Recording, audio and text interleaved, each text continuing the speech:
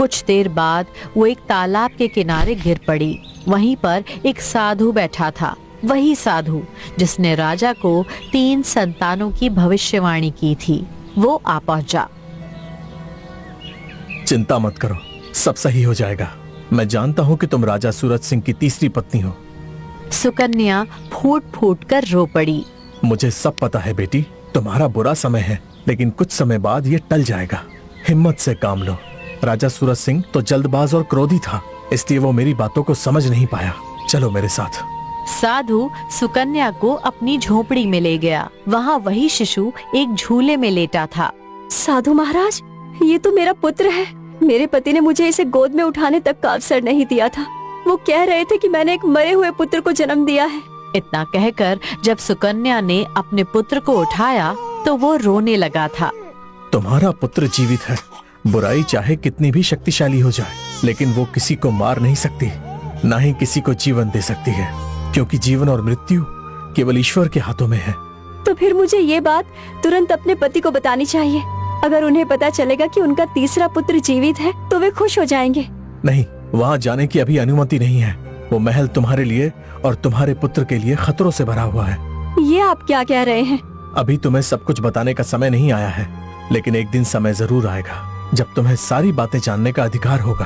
तब तक तुम अपने पुत्र की परवरिश यहीं करो, मैं तुम्हारा साथ दूंगा। उसी दिन से सुकन्या साधु महाराज के पास ही रहने लगी। उसने अपने पुत्र का नाम बड़े ही प्रेम से अशोक रखा। समय यूं ही बीतता गया था। अशोक अपनी माँ और साधु के साथ ही बड़ा होने लगा। अशोक दिन भर उस नीले पक्षी के साथ खेलता रहता। वो नहीं जानता था कि वो पक्षी उसका ही भाई था। और फिर देखते ही देखते 20 वर्ष बीत गए। एक दिन महल के बागीचे में रानी रुक्मणी और रानी सुलेखा बैठी थीं। सुकन्या को जब से बाहर निकाला है उसके बाद तो उसका कोई पता ही नहीं चला। अगर सुकन्या तीनों संतानों को जन्म देने में कामयाब हो जाती तो आज महल से हम दोनों बाहर होती। बात तो तुम सही कह रही हो। मगर अगले ही पल रुक्मणी को जोर जोर से खांसी होने लगी। अचानक उसकी खांसी के साथ खून निकलने लगा और उसके चेहरे पर लाल लाल धब्बे उभर आए। तुम्हें क्या हो रहा है? अभी वो बोल ही रही थी कि सुलेखा को भी खांसी उठी। उसके मुंह से भी खून गिरने लगा और चेहरे पर लाल धब्बे फैल गए। मेरा शरीर भी अचानक से दर्द होने लगा। बहुत पीड़ा हो रही है। और मुझे भी। तभी इत्तेफाक से मंत्री अमर सिंह वहां आ पहुंचा। उसने रानियों की हालत देखकर चौंकते हुए दौड़ लगाई और राजा सूरज सिंह को बुलाया। महाराज, लगता है आपकी दोनों पत्नियां अचानक किसी विचित्र बीमारी की चपेट में आ गई हैं। हाँ? उन्हें तुरंत उनके कक्ष में पहुंचाओ और राज वैद्य को भी शीघ्र बुलवाओ। रुक्मणी और सुलेखा को उनके कक्ष में ले जाया गया। कुछ देर बाद राज वैद्य आया और उनकी नाड़ी देखकर बोला, महाराज, ये कोई सामान्य बीमारी नहीं है। इनका इलाज किसी भी जड़ी बूटियों से संभव नहीं है। ये क्या कह रहे हो तुम? महाराज, मैं सत्य कह रहा हूँ। इस तरह की विचित्र बीमारी हजारों वर्षों में किसी एक मनुष्य को होती है। कुछ भी कीजिए राज वैद्य जी, मेरी पत्नियों को ठीक कर दीजिए। ठीक है महाराज, मैं अपनी थोड़ी बहुत तंत्र विद्या जानता हूँ। मैं कोशिश करता हूँ कि दिव्य दृष्टि से ये सब देख सकूं कि इस बीमारी का इलाज मायावी शक्ति में छुपा है या नहीं। राज वैद्य ने आंखें बंद कर लीं। कुछ देर बाद उसने आंखें खोलकर कहा, महाराज, उपाय मिल गया है, परंतु वो उपाय एक प्रकार से असंभव है। असंभव? क्या मतलब? महाराज, आपकी रानियों का इलाज एक श्रापित फल और एक श्रापित नीले पक्षी में छुपा है। अगर उस फल को काटकर उसमें नीले पक्षी का रक्त मिलाया जाए और फिर उस मिश्रण को रानियों को पिलाया जाए तो ही वो ठीक हो सकती हैं। अन्यथा वो दोनों ऐसे ही तड़प तड़प कर मर जाएंगी। तो बताओ, वो चमत्कारी फल और नीला पक्षी कहाँ मिलेगा? मेरी दिव्य दृष्टि ने केवल इतना ही बताया है महाराज कि वो फल और पक्षी इसी जंगल में कहीं छुपे हैं। इससे अधिक मैं कुछ नहीं जानता। इतना कहकर राज वैद्य चला गया। तभी मंत्री अमर सिंह बोला, महाराज, राज्य में ऐलान करवा दीजिए, जो भी व्यक्ति इन दोनों वस्तुओं को लेकर रानियों का जीवन बचाएगा उसे आप उत्तराधिकारी बना देंगे। वैसे भी आपको कोई संतान तो है नहीं, कम से कम आपका राज्य किसी योग्य व्यक्ति के हाथ में जाएगा। ठीक है अमर सिंह, जाकर ऐलान करवा दो। अमर सिंह ने पूरे राज्य में ऐलान करवा दिया, मगर कोई भी आगे नहीं आया और ये बात घूमते घूमते उस साधु तक पहुंच गई। साधु ने जैसे ही सुना वो तुरंत सुकन्या और अशोक की ओर मुड़ा। क्या तुमने राजा सूरज सिंह का ऐलान सुना? सुना है साधु महाराज, लेकिन वो नीला पक्षी और जादुई फल इस जंगल में कहाँ होंगे? ये जंगल तो बहुत बड़ा है। वो नीला पक्षी और वो फल यही है। इतना कहकर साधु बाहर आया और एक पुराने वृक्ष से एक लाल सेब तोड़ लिया। ये वही फल था जिसे वर्षों पहले उसने पेड़ पर लटका दिया था, वही सेब जिसे राजा सूरज सिंह ने उसके मुंह पर मारकर फेंक दिया था। साधु ने नीले पक्षी को भी पकड़ लिया। साधु महाराज, आप ये क्या कर रहे हैं? इस नीले पक्षी के साथ ही तो मेरा पूरा बचपन बीता है। जानता हूँ। ये मेरा मित्र बन चुका है। घबराओ मत, कुछ नहीं होगा। फिर साधु एक हाथ में फल, एक हाथ में पक्षी और साथ में अशोक और सुकन्या को लेकर सीधा राज दरबार जा पहुंचा, जहां राजा सूरज सिंह बैठा था और उसकी दोनों रानियां तड़पती हुई सिंहासन के समीप बैठी थीं, इलाज की अंतिम आशा में। राजा सूरज सिंह साधु और सुकन्या को देखकर चौंक गया। तुम तो वही साधु हो, और ये तो मेरी पत्नी रानी सुकन्या है, जिसे मैंने महल से धक्के मारकर निकाल दिया था। तुम इसे यहाँ क्यों लेकर आए हो?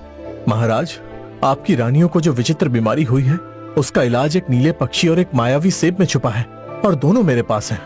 इतना कहकर साधु सेब और नीले पक्षी को जमीन पर रख दिया। यही है वो दो वस्तुएं जिनसे आपकी पत्नियों की दुर्लभ बीमारी का उपचार संभव है। ये सुनते ही राजा सूरज सिंह की आंखों में आशा की चमक आ गई। वो तुरंत सेब और पक्षी की ओर बढ़ा, लेकिन तभी साधु ने गंभीर स्वर में कहा, धैर्य रखिए महाराज। क्या आप अपनी दोनों पत्नियों को बचाने के लिए अपने दोनों पुत्रों की बलि दे सकते हैं? क्या बकवास कर रहे हो साधु महाराज? मेरा कोई पुत्र नहीं है। तुम जानते हो, पहली बार मेरी पत्नी ने एक सेब को जन्म दिया, दूसरी बार एक पक्षी को और तीसरी बार एक मृत बालक को। इतना सुनकर साधु क्रोधित हो गया और उन तीनों को मेरे पास फेंक कर चले गए थे, जबकि मैंने समझाने की कोशिश की थी, लेकिन तुमने कुछ नहीं सुना। अब ध्यान से देखो, जानते हो ये युवक कौन है जो मेरे बगल में खड़ा है? राजा ने उस युवक को ध्यान से देखा। उसे उसका चेहरा कुछ जाना पहचाना लगा। ये वही बालक है जिसे तुम मरा हुआ समझकर मेरे पास छोड़ आए थे।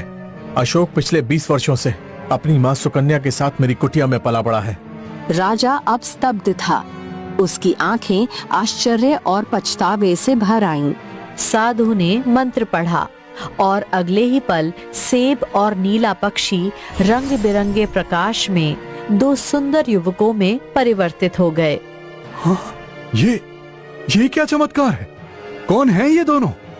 महाराज, आपकी पत्नी सुकन्या ने 3 बार पुत्रों को ही जन्म दिया था, मगर हर बार उन पर काली शक्तियों का ऐसा प्रभाव पड़ा कि पहले पुत्र को सेब में, दूसरे को नीले पक्षी में और तीसरे को मृत रूप में परिवर्तित कर दिया गया। किंतु ऐसा क्यों हुआ? धैर्य रखें महाराज, जिसने ये काला जादू किया था वो कुछ ही क्षणों में स्वयं प्रकट होने वाली है। उधर झोपड़ी में बैठी जादूगरनी को जैसे ही ये सब आभास हुआ, एक तेज धमाके के साथ वो कांप उठी।